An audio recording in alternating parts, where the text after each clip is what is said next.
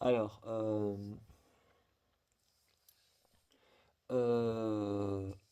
on va parler d'un nouveau cercle de l'enfer. Aujourd'hui, ce sera le cercle de l'enfer, le numéro 3. Le cercle de l'enfer, le 3. Attendez juste une minute, hein. Ah, excusez-moi, j'ai dû me mettre la tête à l'envers, j'avais un bouchon dans l'oreille. J'ai dû me mettre la tête à l'envers. Ah, voilà, c'est mieux. Désolé. Désolé. Donc, le cercle de l'enfer, le troisième cercle de l'enfer, c'est la luxure. Et à votre avis, la luxure, de quoi ça parle? De quoi parle la luxure? Alors, la luxure en enfer, le troisième cercle de l'enfer, on continue à descendre et à s'enfoncer. Le troisième cercle de l'enfer, eh bien, la luxure, en fait, c'est là où vont les âmes infidèles. C'est là où vont les infidèles, les âmes infidèles, les maris infidèles, ceux qui ont trompé leur femme. Bref, c'est là que vont les personnes qui ont eu des relations qu'ils ne devaient pas avoir. Ou alors les personnes qui ont profité d'autres personnes. Vous voyez ce genre de personnes? Bref, c'est là que vont... Bah, imaginez... En fait, imaginez tout simplement que toutes vos relations toxiques, si vous en avez eu, moi j'en ai eu une, hein. J'en ai eu une de relation toxique, donc je pense que mon ex va finir dans ce cercle-là. Enfin, j'ai fait partie de la relation, donc on sait jamais. J'ai fait partie de la relation, mais c'est pas moi qui l'ai alimentée. Donc, la luxure, justement, la luxure, le troisième cercle de l'enfer, c'est là où finissent les âmes attirées corporellement et sexuellement par d'autres personnes alors qu'elles ont déjà quelqu'un dans leur vie. Donc vraiment l'infidélité. Et ces personnes se retrouvent emportées par un vent éternel. Enfin, ça c'est encore un truc philosophique et religieux auquel je ne m'intéresse pas du tout. C'est pour ça que je pense que je vais finir dans le deuxième cercle de l'enfer. Euh, Bref, le troisième cercle de l'enfer. Et on va parler de la saison 3 qui s'intitule Coven. Alors j'ai eu un long débat avec une amie. J'ai eu un long débat avec une amie qui déteste l'horreur et tout ça. Mais elle déteste l'horreur et tout ça. Mais en fait, elle est très à cheval sur l'orthographe. Et elle est très à cheval sur l'orthographe. Et comme American Horror Story n'a pas appelé la troisième saison Couvent, mais Coven, pour faire un peu plus stylé, eh bien, on a eu un long débat sur ouais, non, ça s'appelle Couvent, pas Coven. Et donc voilà, donc moi je lui ai dit non, écoute, Ryan Murphy, je pense qu'il sait ce qu'il fait, il a appelé sa saison Coven. Alors, si je vous dis Coven, vous pensez à quoi? Comme ça, là, maintenant, tout de suite. Alors oui, on va parler des sorcières de Salem. La troisième saison est basée sur les sorcières de Salem, et je sais pas pourquoi, mais ça m'étonne pas du tout en fait que le troisième cercle de l'enfer, la luxure, ce soit sur l'infidélité. Parce qu'il y a, parce que en fait, il y a un il y a un personnage dans la troisième saison de American Horror Story Coven. Il y a un personnage qui essaie d'avoir un enfant mais ne réussit pas. Et pour ça, elle va aller voir à la Nouvelle-Orléans. À la Nouvelle-Orléans, elle va aller voir une sorcière qui s'appelle Marie Laveau, qui a juste des réparties géniales. C'est un personnage génial. On est aussi... D'ailleurs, ça m'étonne pas non plus que ce soit la luxure, parce qu'on est entre un combat entre les sorcières blanches et les sorcières noires. Donc il y a une sorte de combat sur le racisme. Il y a une sorte de combat sur le racisme, donc la luxure, l'infidélité, voilà, bref. Bref. Et donc, chez les sorcières blanches, il y a une sorcière qui n'arrive pas à avoir d'enfant. Pour ça, elle va chez les sorcières noires et elle va voir Marie Laveau, qui d'ailleurs est une sorcière qui a réellement, est une sorcière, une femme qui a réellement existé. Elle a existé en Afrique, elle a existé en Afrique et ensuite elle s'est déplacée jusqu'à la Nouvelle-Orléans. C'était une femme qui avait des capacités à pratiquer des rituels pour jouer avec le monde de l'au-delà, mais elle ne rendait service qu'à des personnes qui lui demandaient et qui en avaient fort besoin.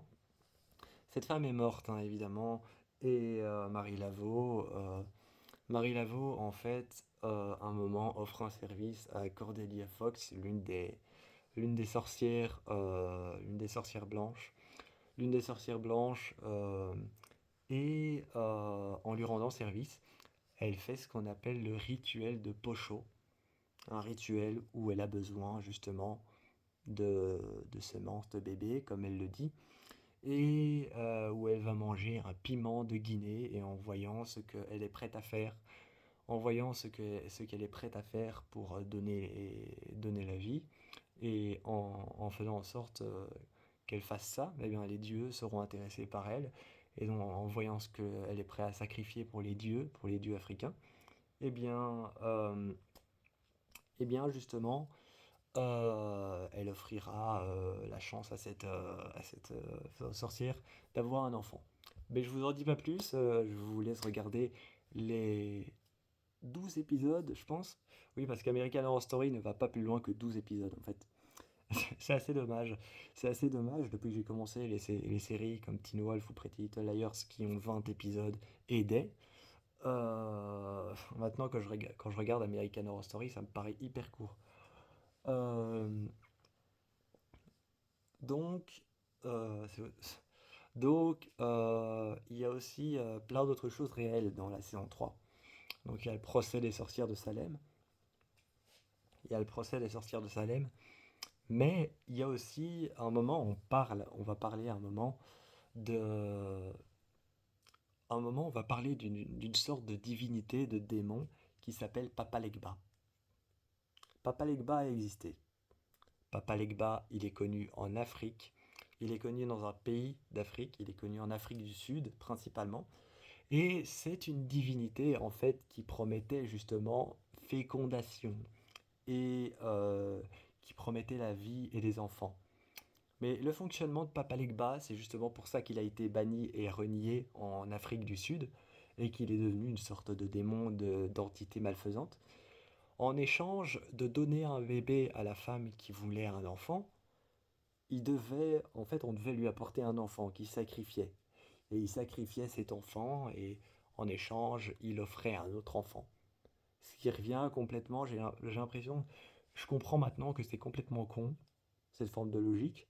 Pourquoi tu sacrifies un enfant alors que tu as les capacités d'en offrir un, même s'il faut offrir quelque chose en échange. Donc voilà. Donc il y a des enfants qui disparaissaient quand Papa Legba était là, mais des enfants qui réapparaissaient. Donc Papa Legba, il est connu dans un monde principalement en Afrique. C'est une divinité qui autrefois était bienveillante, mais maintenant est malveillante. Euh, donc voilà, ça ce sont les histoires vraies dans la troisième saison. Et la troisième saison, c'est la luxure, c'est l'infidélité. Donc vous voyez qu'on tourne autour de ça, hein. On tourne clairement autour de l'infidélité, la luxure, du fait. D'ailleurs, la luxure, c'est pas seulement l'infidélité avec ton compagnon, avec ta petite amie ou ton petit ami, hein. C'est vraiment être infidèle à quoi que ce soit, être infidèle à tes choix, à tes désirs, c'est ça en fait. C'est vraiment être infidèle à tes choix, à tes désirs, à ce que tu as pris comme décision, à ce que tu as fait comme promesse à certaines personnes. Tu es infidèle, tu as arrêté de la faire, ta promesse, tu l'as rompue, c'est de l'infidélité. Donc la luxure, c'est vraiment ça. Même si on tourne autour d'un démon qui promet des enfants en échange de la vie d'un enfant, et qu'on est sur une éternelle jeunesse aussi. Ryan Murphy a vraiment un problème avec ça, avec la jeunesse éternelle. C'est presque dans toutes les saisons d'American Horror Story. Mais donc voilà. Donc la jeunesse éternelle est déjà une luxure du fait de vieillir et de profiter du cadeau que la vie nous offre, de profiter de l'instant présent.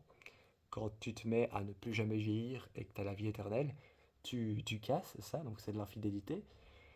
Et les promesses rompues pour combattre et pour partir en guerre contre le camp des blanches ou des femmes black. Je comprends que ce soit des camps adverses et qu'ils aient besoin de faire la guerre, c'est les sorcières de Salem.